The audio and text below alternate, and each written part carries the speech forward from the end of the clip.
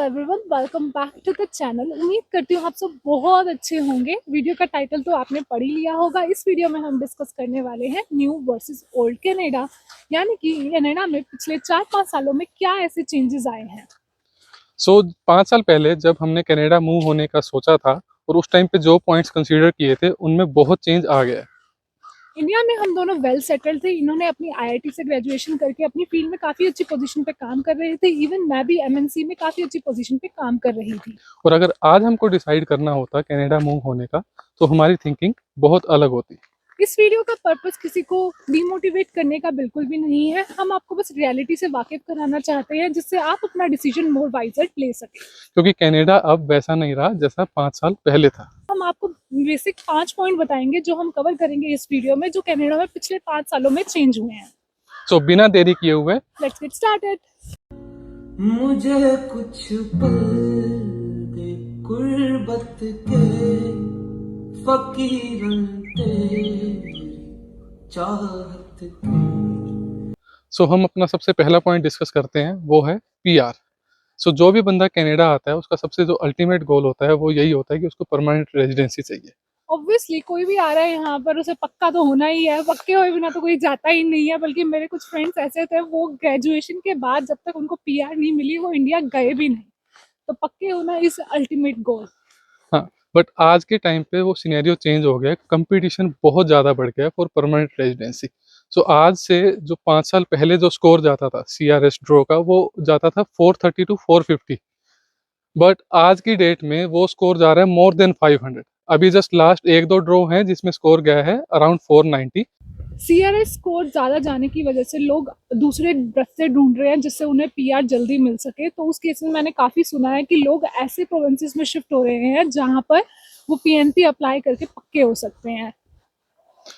सो ये हुई पीआर की बात। अब जो हमारा सेकंड पॉइंट है वो डिस्कस करने के लिए हम चलते हैं दूसरी लोकेशन पर। यादों के धागों में हम तुम बंधे हैं, जरा डोर तुम थाम लो। बाहों में ऐसे पिघल जाने दो मुझको, ऐसे मेरा नाम लो। So guys, the next point है रेंट। तो सबसे ज़्यादा चेंज जो आया है वो रेंट में आया है। जो 2019 में प्राइसेस थे और जो 2023 में प्राइसेस थे, तोबा तोबा तोबा बहुत बढ़ गए हैं। 2019 में जो प्राइसेस थे, मैंने पे किया हुआ है $500 फुली फर्निश्ड रूम का, जहां आपको यूटिलिटीज भी नहीं देनी होती थी। एक सिंगल रूम आपको मिल जाता था। जबकि मैं अभी चेक कर रही थी किसी अपने फ्रेंड के लिए, 2023 में they are paying $750 guys. Too much, $750 for 1 bedroom, और उसमें यूटिलिटीज अलग पे करनी पड़ती थी। और ये रेंट है लंदन ओंटारियो का। पता नहीं टोरंटो और किचनर में क्या हाल होगा, कोई आइडिया नहीं है, बट इतना ज्यादा रेंट में इंक्रीज हो गया है। सो हमने पीआर का डिस्कस कर लिया, हमने रेंट का डिस्कस कर लिया। अब अगला पॉइंट बताओ क्या हो सकता है। यहाँ पर आपको पता है लोग 3 साल के अंदर घर ले लेते थे 2018 में। गाड़ी लेने से पहले लोग घर बुक कराते थे, बट अब का सिनेरियो ये बताएंगे आपको। सो जो हाउसिंग प्राइसेस हैं, जो रियल एस्टेट है, वो बहुत क्रेजी हो रखी है इस टाइम पे कनाडा में। विद इन 4 to 5 years जो घरों के प्राइस हैं वो ऑलमोस्ट डबल हो गए। सो जो यहाँ पर लंदन में जो डिटैच हाउस पहले अराउंड 450K के मिल जाते थे, आज उनका रेट है अराउंड 800 और 850K। मैं सो आपको एक मजे की बात बताऊं, 2019 में मैं जब यहाँ के घर देखती थी, मैंने कहा जब मेरी फुल टाइम जॉब होएगी ना, इतना बड़ा घर ले लूंगी मैं, बस एड्स से रहूंगी और मस्त में कैश करेंगे। पैसा ही पैसा होगा। मस्त प्लान है। और देख लो 3 साल हो गया काम करते हुए, अभी तक रेंटल अपार्टमेंट में रह रही हूँ। सो पहले जो भी लोग यहाँ आते थे उनका जो प्लान होता था वो यही होता था कि यहाँ 2 साल एजुकेशन करेंगे, उसके बाद 1 साल जॉब करने के बाद इनफ डाउन पेमेंट उनकी इकट्ठी हो जाएगी और वो फिर अपने घर में मूव हो जाएंगे। बट आज की डेट में वो फिजिबल ही नहीं है, अनटिल और अनलेस आप अपने घर से पैसे लेके नहीं आ कोई रहे। पैसे नहीं मंगा रहे हो, इसलिए अपने माँ बाप से रिक्वेस्ट करो थोड़ा पैसा जोड़े और आपको यहाँ पर भेजे घर लेने के लिए। अगर आपको बैक में सपोर्ट नहीं है तो आप घर नहीं ले सकते इतना easily. With in a year और 2 आपको टाइम लगता है घर लेने में। तो गाइस, अगर तो आप अभी तक बने हुए हैं तो बहुत अच्छी बात है। तो नेक्स्ट पॉइंट हम डिस्कस करते हैं वो है ग्रोसरी का। अब आप आए हो, खाना तो खाओगे ही ना, सही बात है। तो यहाँ पर जो गोभी का फूल है वो आपको फूल बना के चला जाता है। वो मिलता है $6 का एक गोभी का फूल, जो कि अच्छी गोभी का फूल है। कोई बात है, $6 में एक गोभी का फूल। इंडिया में $6 में कट्टा भर के ले आते थे हम गोभी का फूल। पता है तुझे, भिंडी 12 रुपए किलो हो गई है। और गोभी 10 की। लूट मची है सारे देश में। तो ग्रोसरी के प्राइसेस एक्सपोनेंशियली क्या बहुत ज़्यादा बढ़ गए हैं। तो एज अ कपल की जो 2019 में ग्रोसरी आती थी या फैमिली ग्रोसरी आती थी 450 500 550 में हम निपटा देते थे, पूरी फैमिली को मस्त से खाती थी। लेकिन अब क्या हो गया, $500 में तो भैया कुछ भी नहीं आता है। तो आपका ऑलमोस्ट पहुंच जाता है 800 से 750 से $800 के आसपास। और अगर आपकी कोई मेरी जैसी बीवी होगी तो वो बोलेगी अब कनाडा तो लेके आए ही हो आप, मुझे रेस्टोरेंट भी लेके जाओ। तो वहाँ पर यहाँ का टिप कल्चर भी अलग है, तो वहाँ भी अब ग्रोसरी के प्राइसेस बढ़े हैं तो वो क्यों पीछे रहे, वो भी अपने प्राइसेस बढ़ा रहे हैं। दोनों मिलके प्राइसेस बढ़ा रहे हैं और आपके वॉलेट हो रहा है खाली। तो अगर आप आ रहे हो प्लीज ग्रोसरी का पॉइंट भी जरूर कंसीडर करना कि वो भी एक तरह का आपका एक्सपेंस बढ़ा ही रहा है 2023 में, अगर आप 19 से कंपेयर करोगे तो। सो ग्रोसरी का जो एक्सपेंस है वो मेजर हो गया। पहले के टाइम पे था कि हाँ $300-400 के अंदर आपका हो जाता था, तो कोई भी बंदा ग्रोसरी का एज सच कंपेयर नहीं, मतलब कंसीडर नहीं करता था।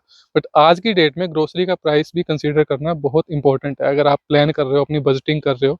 So- specially in your initial days, आप न्यू इमिग्रेंट हो, आपको लग रहा है बस डॉलर जा ही जा रहे हैं, राइट? हाँ। कुछ आ ही नहीं रहा है। सो हमारा जो नेक्स्ट पॉइंट है वो है कार से रिलेटेड। सो कार से रिलेटेड बताओ, थोड़ा सा कुछ बता सकते हो तो। गाइस मेरे को 4 साल हो गए यहाँ पे हंसना, बट मेरे पास अभी तक लाइसेंस नहीं है। इस साल का मेरा न्यू ईयर रेजोल्यूशन है कि मुझे लाइसेंस बनाना है।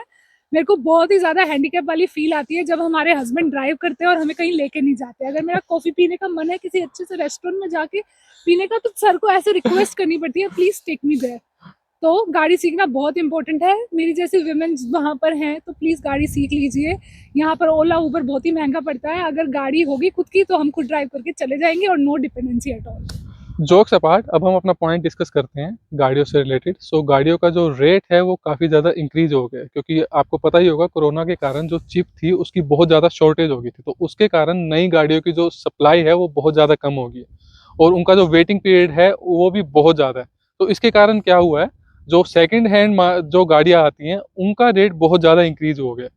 नॉर्मली आपका जो सेकंड हैंड गाड़ी है या जो कोई भी कार है वो डेप्रिसिएशन एसेट होता है, बट लाइफ में ऐसा पहली बार हुआ कि अगर आपने जैसे 2018, 19 या 20 में गाड़ी जो ली होगी, जिस रेट में ली होगी, आज की डेट में उसका रेट उससे ज़्यादा है। सो गाड़ियों के रेट इंक्रीज हुए हैं, उसके साथ साथ इंटरेस्ट रेट भी इंक्रीज हुए हैं। जो पहले जो गाड़ी थी, नई गाड़ी आपको मिल जाती थी 2% पे, 3% पे, बट आज की डेट में जो इंटरेस्ट रेट है नई गाड़ी के ऊपर वो है आपका 6% और 7%। वहीं अगर आप सेकंड हैंड गाड़ी लेने जाओगे तो वो मोर देन 10% है। सो अगर आप यहाँ पे एज ए न्यू इमिग्रेंट आ रहे हो, एज ए पीआर आ रहे हो या एज ए स्टूडेंट आ रहे हो और आप सेकंड हैंड गाड़ी परचेज करने की सोच रहे हो, तो ये आपका बहुत मेजर खर्चा होने वाला है, क्योंकि इंटरेस्ट रेट बहुत ज़्यादा बढ़ गए हैं। तो उसके कारण जो आपका मंथली जो एक्सपेंस होगा वो बहुत ज़्यादा है। जो पहले 19 या 20 में था और जो अब है सीधा सीधा डबल हो गया है वो।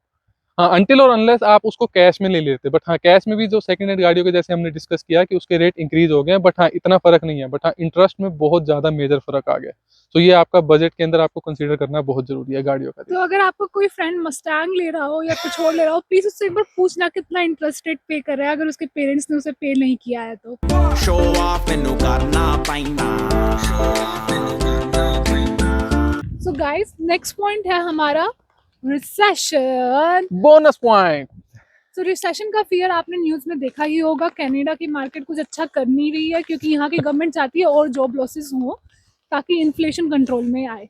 तो आप सुन रहे होंगे टेक जॉब्स में काफ़ी ले ऑफ हो रहे हैं। इवन मेरी one of my friend got laid off and luckily thankfully she got another job with in a month. So that's also good. But recession हो रहे हैं, दिख रहे हैं और विजिबल हैं। मैं यहाँ पर कुछ न्यूज़ क्लिपिंग लगाऊंगी जहाँ पर बात बॉडी एंड बियॉन्ड के काफ़ी स्टोर्स क्लोज हुए हैं। ऑलमोस्ट 56 स्टोर्स क्लोज हुए हैं। तो अगर आप पार्ट टाइम ढूंढते हो, अगर स्टोर ही बंद हो रहे हैं तो आप पार्ट टाइम कैसे ढूंढोगे? तो सर्वाइवल जॉब्स मिलना भी डिफिकल्ट हो गया है क्योंकि बच्चे बहुत आ रहे हैं, जॉब्स इतनी है नहीं मार्केट में।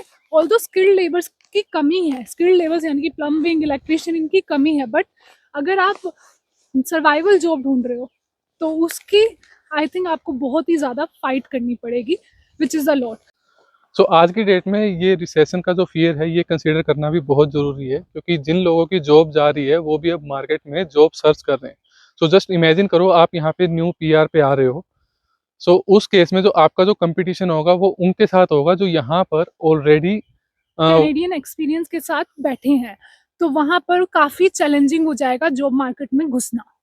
तो अगर आप इंडिया में अच्छी खासी जॉब पे हो, हाई पेइंग जॉब पे हो, अच्छा कर रहे हो, तो आपको रीथिंक करने की शायद ज़रूरत है अपने डिसीजन को। उम्मीद करती हूँ आपको ये वीडियो पसंद आई होगी। अगर आपका कुछ भी कमेंट है तो प्लीज़ नीचे करिए, हम ट्राई करेंगे उसको रिप्लाई करने का। मिलते हैं अगली वीडियो में, till then bye bye, take care.